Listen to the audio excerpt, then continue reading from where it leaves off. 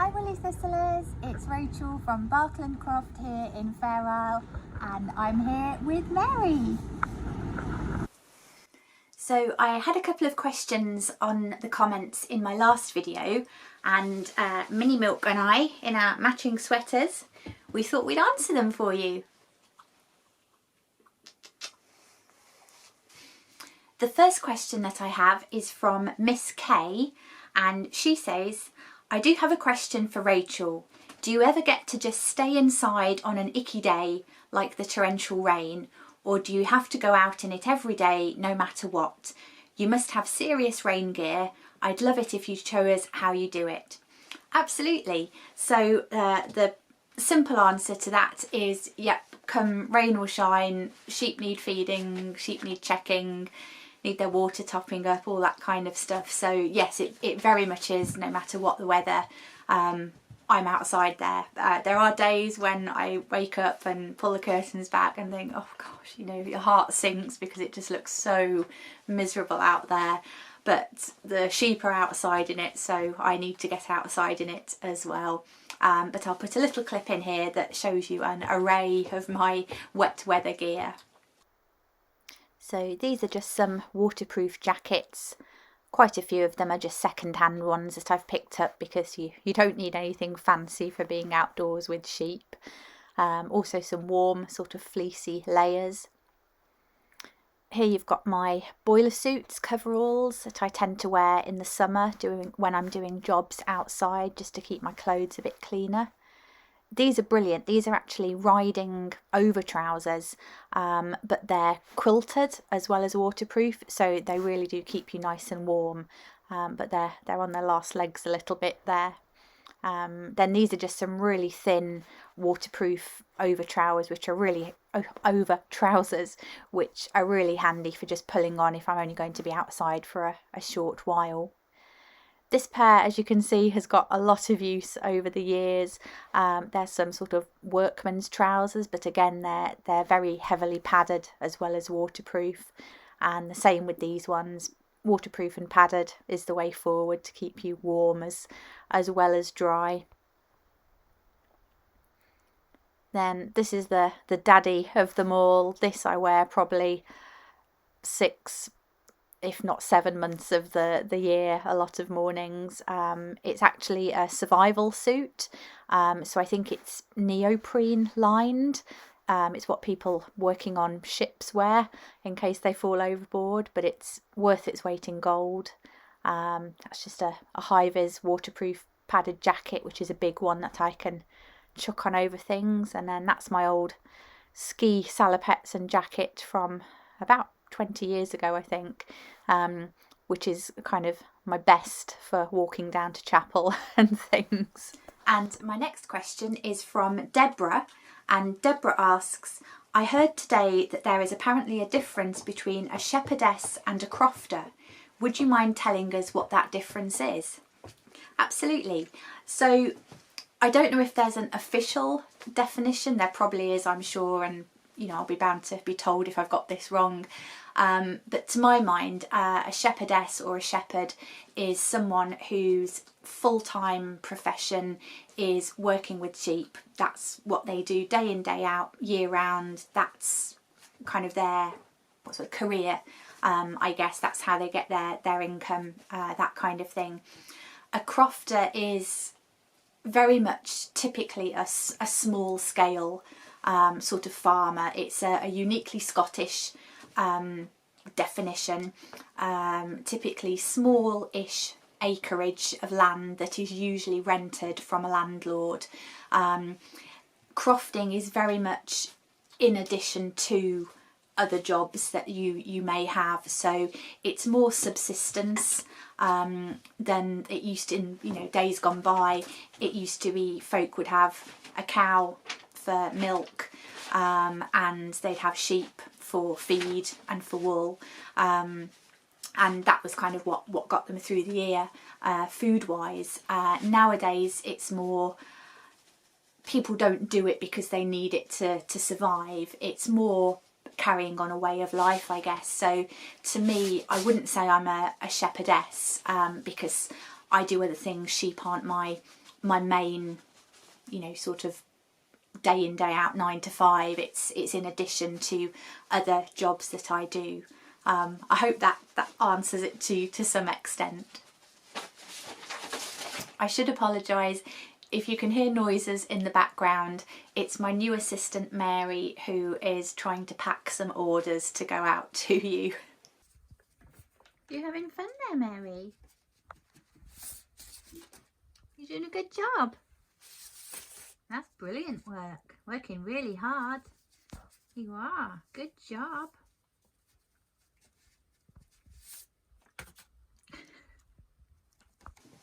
So I hope those of you that have signed up and started the shawl cal are enjoying it and getting on well with your projects. I'm not joining in myself. Sorry, Mary's trying to eat the camera. And I thought I'd share with you a couple of the shawls that I've knit over the last couple of years. The very first one I knit was this by King Cole, which was a very simple pattern. It's not the best photo there. Hopefully you can see this. It's knit in a really nice blend alpaca blend wool, which makes it very soft. It was my first attempt at knitting a shawl, so it's not perfect, and I should have blocked it a bit more, I think aggressively is the term, because the lace work isn't quite as open as it should be, but it's a perfect size just for sort of wrapping round and keeping me warm under a jacket or something.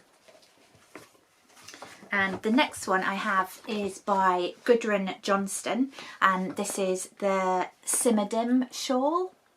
And the pattern's looking a little bit worse for wear because Mary decided to try and eat it and then peed on it while it was on the floor, so we had to do a quick dry on the radiator. But this is this one. I don't know if you can see that. And this is a very lightweight shawl in the yarn that I knitted it. I can't for the life of remember the name of it. I'm sure I've got it written down somewhere. But it was from Ginger Twist Studio, which is a lovely little wool shop in Edinburgh. If you're ever there, do give it a visit. And it was one of her own hand-dyed yarns. I think it's got some silk in it because it's quite, as you can see, quite sort of drapey, quite fluid. So this is a great one sort of for warmer weather when you just sort of still want something round your neck or sort of over your shoulders. But yeah, so that was a, you know, I wouldn't say that was a difficult one to do. And then finally, a few people asked about what I was wearing round my neck in my last video. It's a shawl.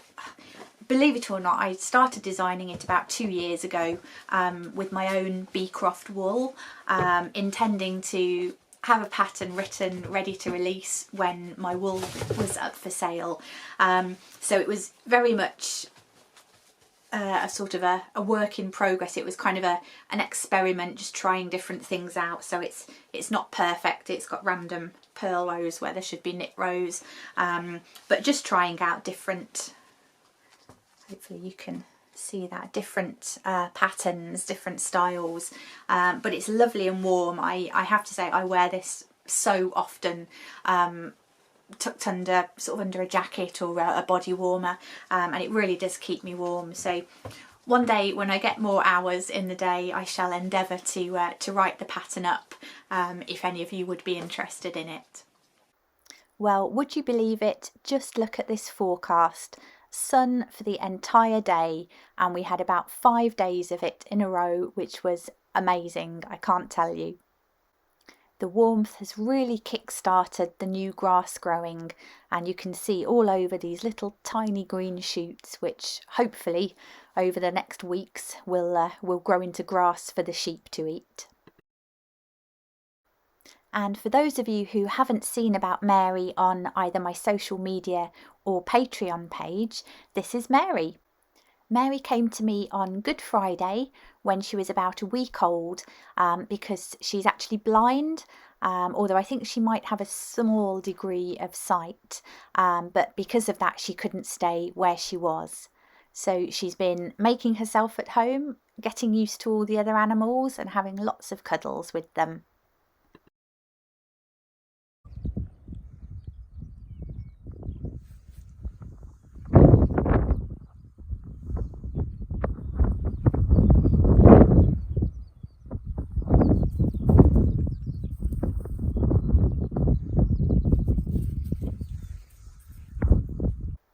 She took a real shine to Nieva's Percy Pig toy,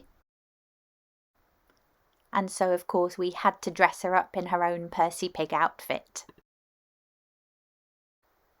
We had a very enjoyable Easter Sunday service at chapel, and the children made this in their Sunday school from a rosemary plant.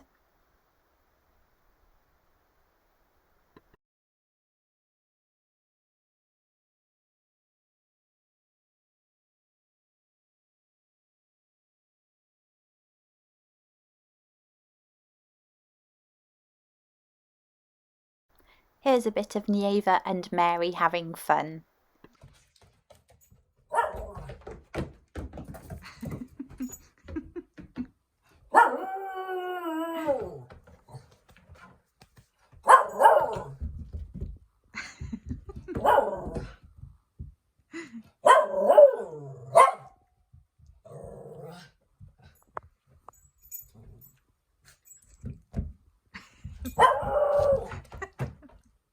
And now for a lambing update. So this is Daffodil, and she had twin girls on the 14th of April. Then in here we've got Bluebell, and she had twin girls just after 2 o'clock this morning. That's Friday the 28th of April.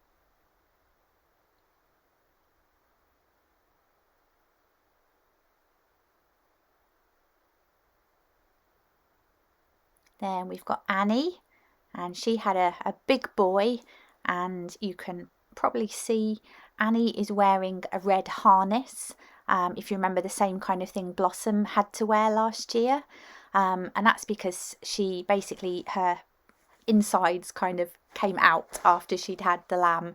Thankfully my neighbour was on hand to fix it. This is Midnight, and she had twin boys, they're the white ones there.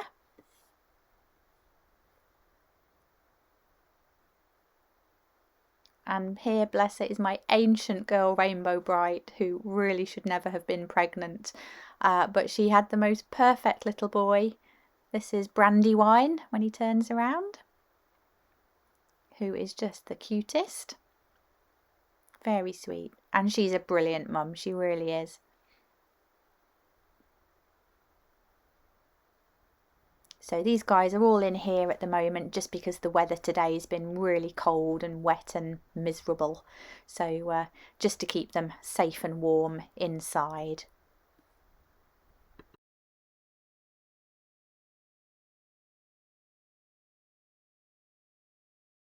In other news, Mungo sadly hasn't been very well, so I brought him over from the big field so he can have mummy cuddles.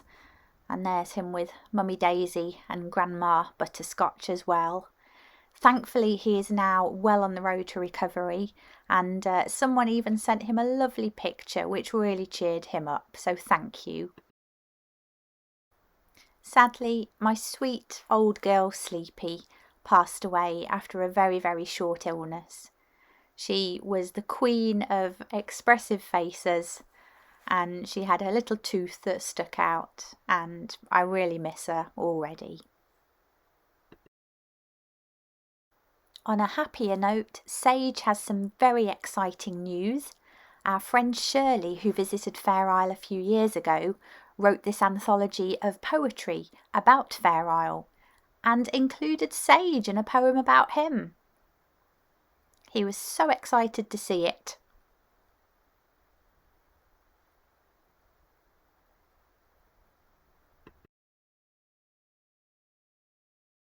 And of course it wouldn't be life on Fair Isle without gales and snow and hail, during lambing after all that lovely sunshine. Hill rota started this week, and a couple of days ago I found this tiny little chap who I'm calling Mini Milk. He was very, very weak. I don't think his mum had much or even any milk, and so luckily I found him in time. And after a nice bottle he had some photos, and he's loving having a big sister Mary. So from me and Mary and Mini Milk, it's bye for now, and we'll see you next month in our next video. Bye bye!